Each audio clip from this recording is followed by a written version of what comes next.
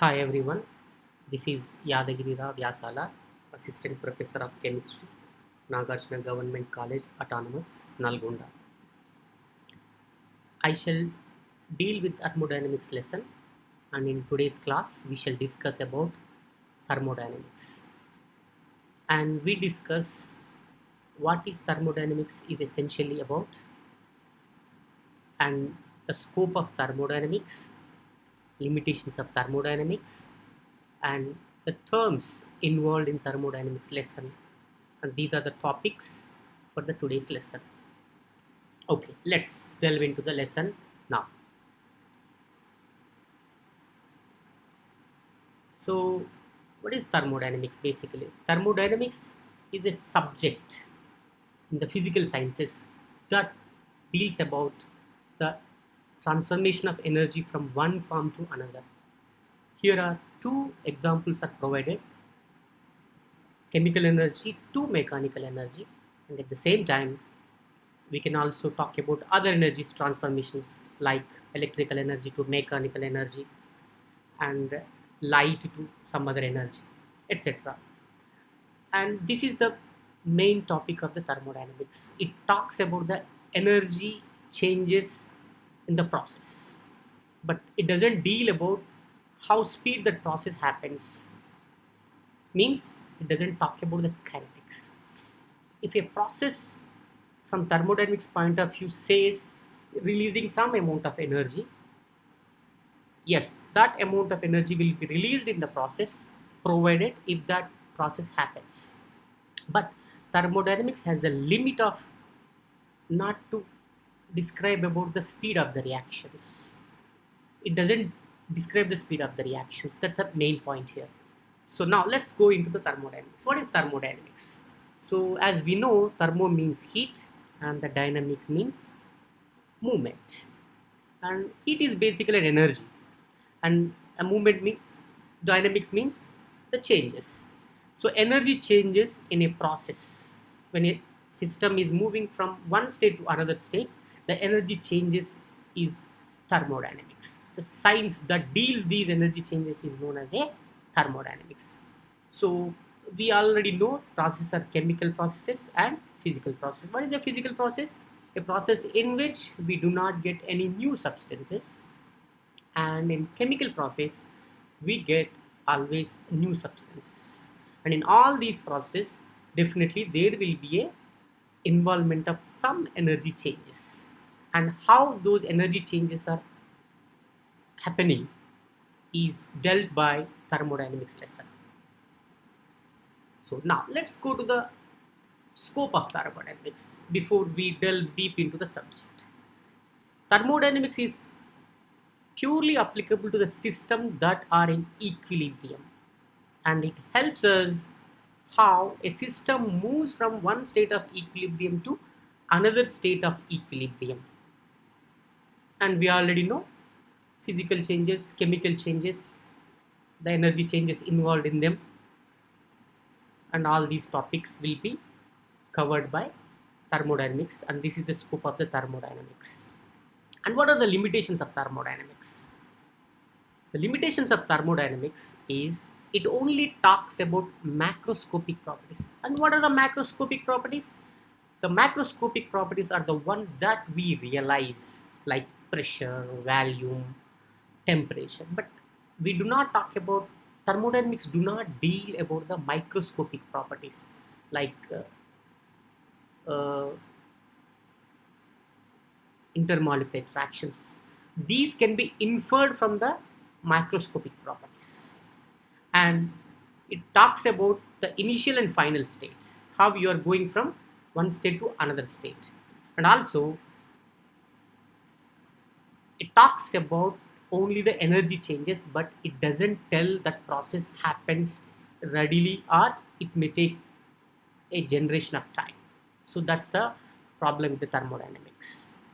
Okay, so these are the topics we have covered so far. What is thermodynamics? Basically a subject that deals with the energy changes in a process, any kind of process, and its scope is applicable to equilibrium systems, and limitations are it doesn't talk about the speed at which the energy change is going to happen. So these are the basics of thermodynamics. Now, before we go into thermodynamics, let's talk about what is energy. And we know many people talk about energy as a capacity to do work. But is it that simple? Let's see. Energy is one of the fundamental concept of the physical science, and it's very very difficult to define. Why?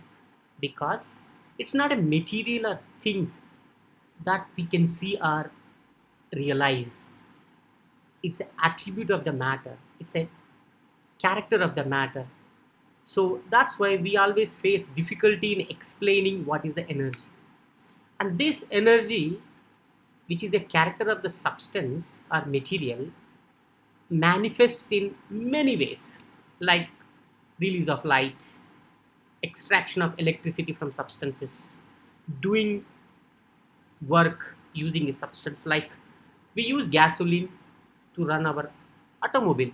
So that's a mechanical energy we have driven from the chemical reaction. We don't see it. But here the work is done, a mechanical work is done. So means energy is a character of the matter, and it can be explained or understood in different ways. One of the way to understand the energy is the how much work it can be done, that is the capacity to do work. But it is inadequate to define the energy in a holistic perspective. So we can say that in a layman perspective, capacity to do work is a energy. So but it's basically a bit difficult to define. Now, what are the units? Whenever we measure something, we always have some units. And energy can be measured, as we discussed in the last slide. It's a ability to work. Or if you talk about another terms, the transfer of heat. So when a mechanical work done with a force on an object which is displacing a distance of d, then work is it's actually a vector product, work equal to force times displacement. And what are the units? Units of the energy are joules, but uh, this is a SI unit, which is basically equivalent to Newton meter. And basically, Newton is the unit of the force, and meter is the unit of the displacement. So Newton meter is the unit for the work. Indeed, it's a work for energy, which we call it as a joule. Now, the same energy unit can be expressed using calories. What is a calorie? A calorie is the amount of energy that is required to raise the substance of 1 gram of substance by 1 degree. So these are the two basic units that we use in thermodynamics. But there are other units also used for energy. Those are ergs, which is CGS system, very smaller unit. This is liter atmosphere. This is a unit basically talks about pressure, volume, work or energy. And electron volts, this is the energy associated with the charges. And British thermal unit, this is the one of the bigger unit. And watt hours. And quad, this is even bigger unit. This is basically the amount of energy consumed by a city, like lightning, heating, all those purposes. What is the ton of TNT equivalent? It is one of the energy unit that is used for obliteration of towns, countries by using the nuclear weapons. Basically for the explosions. The energy of explosions is expressed in ton of TNT equivalent. There is another one, ton of coal equivalent. And this is also energy used to talk about the amount of energy derived from the consumption of coal. which is a fossil fuel. So these are the units of the energy. Now, so these units we use, but we also should know the interconversion between the units. Essentially, the very basic units that we always use in our lesson, that is calories and joules, ergs, liter atmospheres. And we know 1 calorie equal to 4.184 joules. 1 calorie means amount of energy or heat required to raise the 1 gram of substance by 1 degree. That is in terms of joules, it is 4.184 joules. And 1 joule is equal to 10 raised to the power of 7 ergs. Joule is a SI unit and this is a CGS unit. And liter atmosphere is 1 liter atmosphere is equal to 101.325 joules. These are the few interconversion of units that we come across the problems that we have in our thermodynamics lesson. Okay, so other two words are the main two words that come in thermodynamics lesson are heat and work. What are they? Both heat and work are actually represents energy. So and therefore they are measured in a energy units like calories, joules, electron volts, British thermal unit, quarts, tons of TNT equivalent, like that. What is heat? Heat is a very confused topic. Many people say that this substance has a lot of heat, but actually it doesn't sound good. We can say a substance is very hot, but it's not correct to say the substance is having a lot of heat. Heat is actually a process when your body acquires or loses energy as a direct consequence of it having a different temperature than its surroundings. So that means you have a substance, it is there somewhere, and this has a temperature of, let's say, 100 degrees. Outside of the substance you have a 50 degrees. Because of this temperature gradient, there will be a energy flow. That is known as a heat. The energy acquired or energy lost by the substance by the consequence of a temperature gradient between it and the surroundings, it is in contact. And heat always flows from higher temperature to lower temperature. This is empirical. There is no proof for that. Just like noble truth, heat always flows from higher temperature to lower temperature. And what is the work? Work is also a transfer of energy, but energy associated with something else other than the energy related to the transfer, sorry, energy related to the temperature gradient. So that is known as work. Basically we have the energy when we displace one substance from one place to other place, or electrical energy. So these are the basic forms of the work: electrical work and mechanical work. So mechanical work, we already discussed. If a substance is displaced by certain distance of delta x with a force F, then work equal to force times displacement. What is electrical energy? Electrical work is done when a body of charge Q moves through a potential difference of delta V. Sorry, earlier I said work is a vector product of force and displacement, but it is not vector product, it is a scalar product of the force and displacement. Please make a correction. Next, transfer of energy to or from a system by any means other than heat is known as a work. We just discussed few minutes back. So any transfer of energy that doesn't involve heat is known as a work. So work can be, we already discussed that energy in terms of two important words, heat and work. And we know work can be completely converted into heat, and heat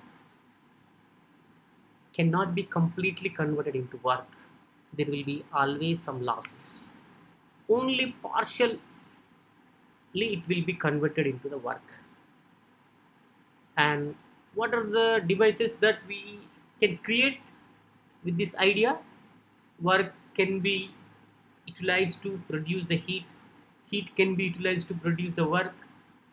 Those insights led into the development of, you know, engines, heat engines, many things. Next, one more important thing in the thermodynamics, and which is fundamental to thermodynamics, that is mechanical equivalent of heat. What does it mean? We just discussed a few minutes back, that is a conversion of work, mechanical energy, to heat, and producing the work from the heat, and this interconversion is known as a mechanical equivalent of heat. So what is mechanical equivalent of heat? One can change the internal energy of a system by doing work on that system, or by adding heat to the system. So energy of a substance will be increased when work is done on the system, or when heat is supplied to that system. Let's say, for example, we have a, a cylinder that is consisting of some gas. Here is a plunger, and it is at some pressure, let's say P1, and it has a value V1. And now we apply some extra pressure. Then what happens? There will be a volume decrease. So when volume decreases, pressure will be higher. Pressure will be higher.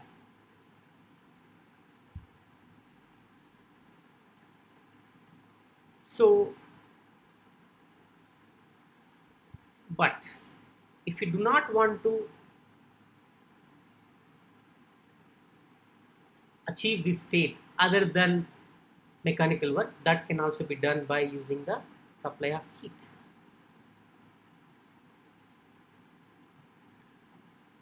So here this state is achieved where we can have a temperature higher than the initial temperature,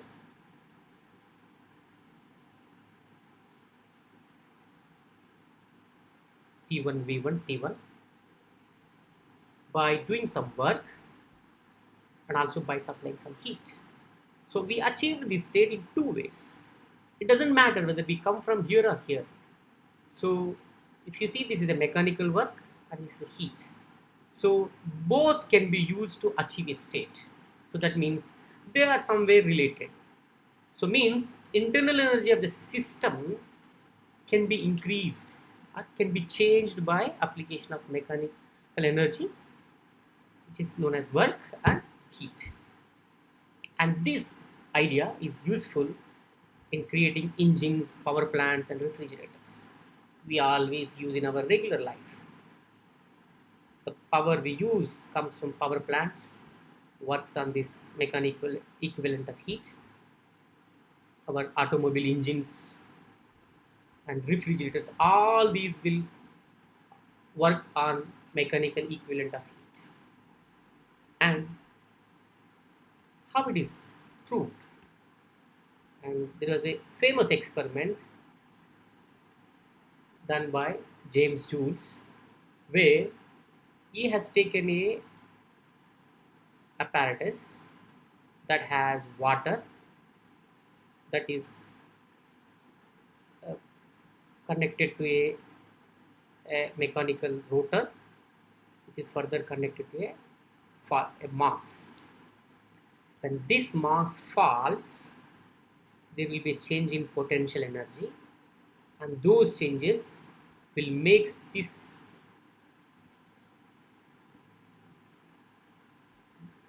object rotate inside.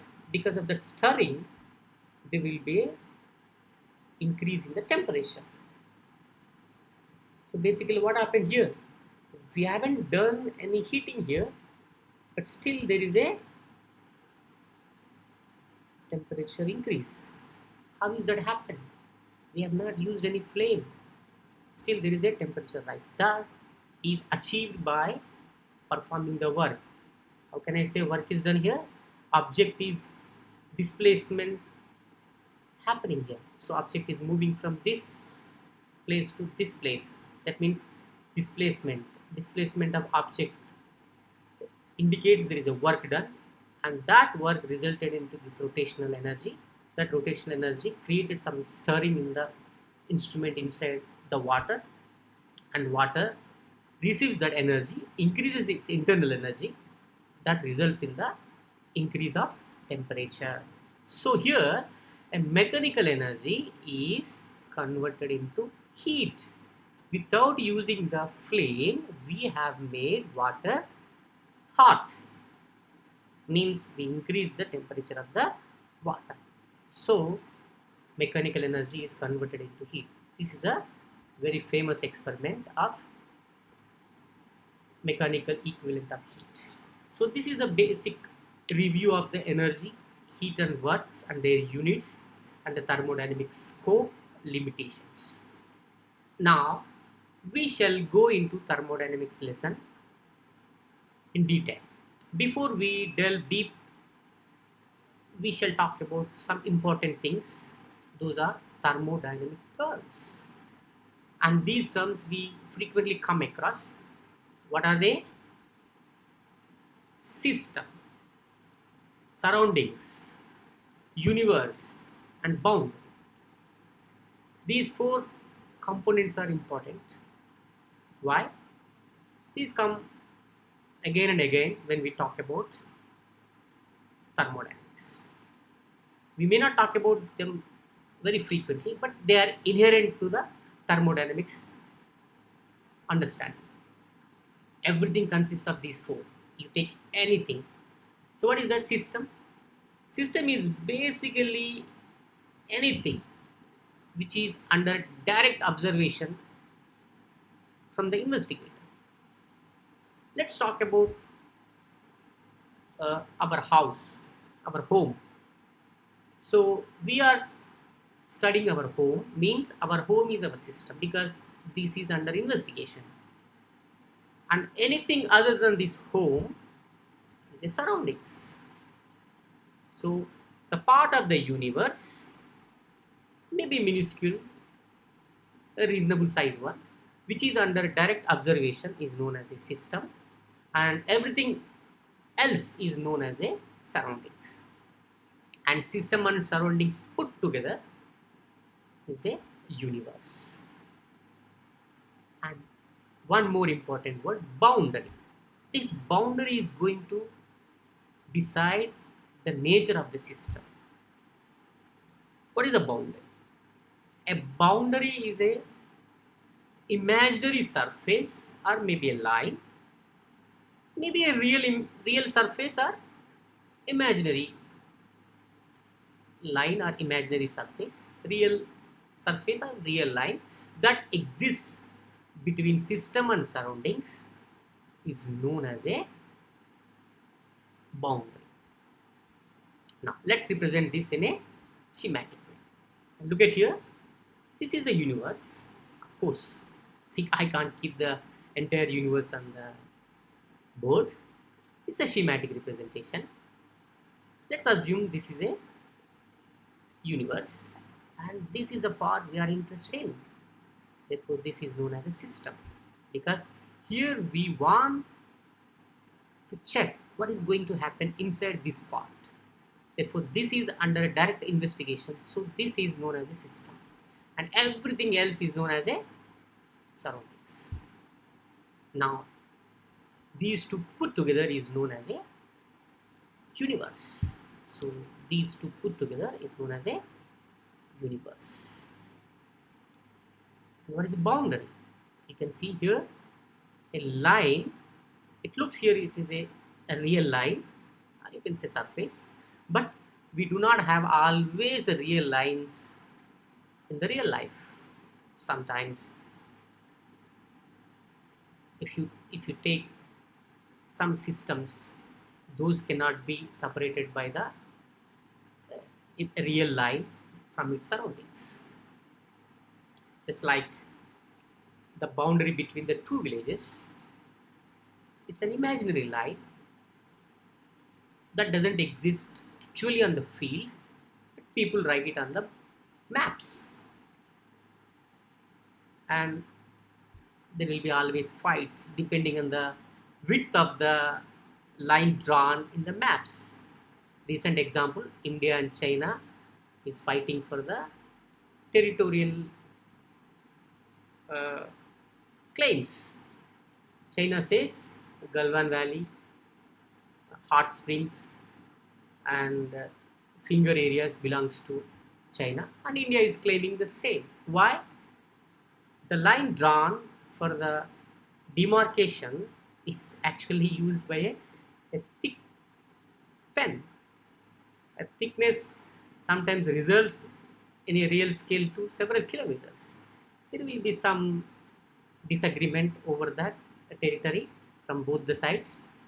Of course, one of the countries belligerent and territorial hungry. Everybody can understand that. Even the world knows about it. So keep those things aside. Now this is the basics of thermodynamics, where we covered most important things of the thermodynamics. What are they? System, surroundings, boundary, and universe.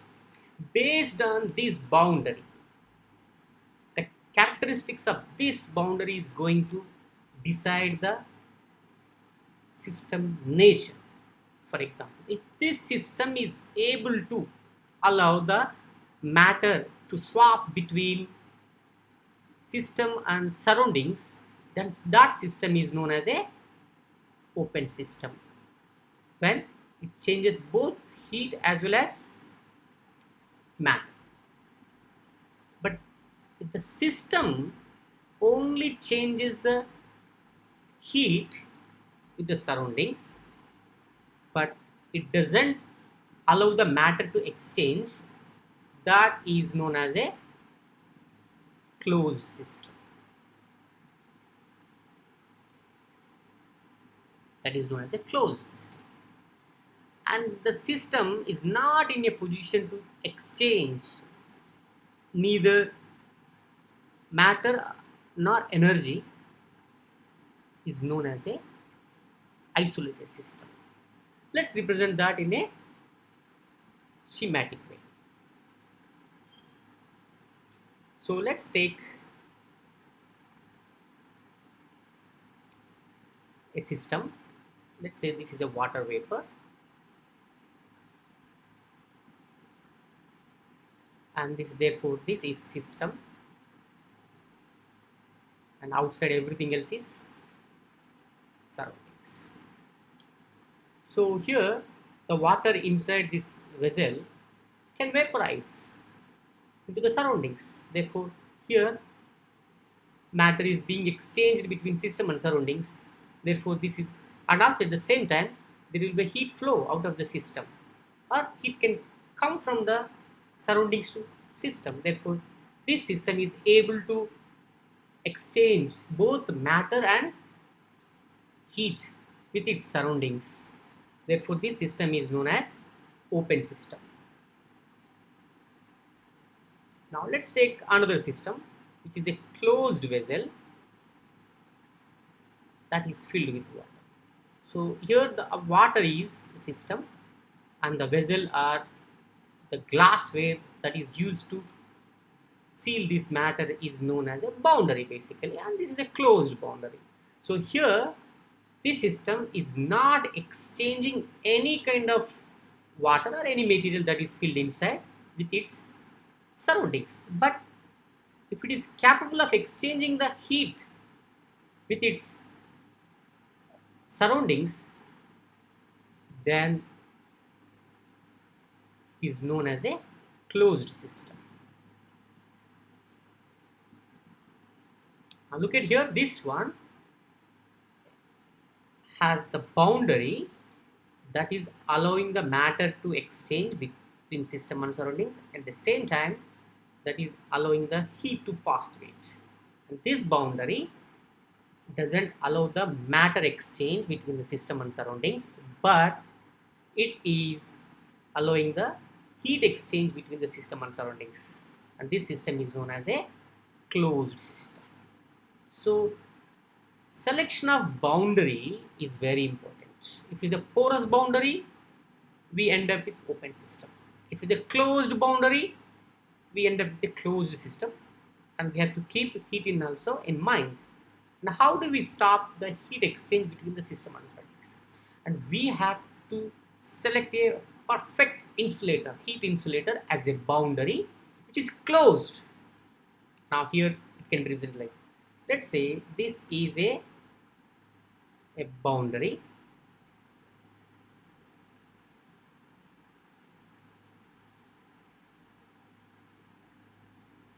So let's say this boundary is closed. At the same time, this is insulator. It doesn't allow the heat to pass it.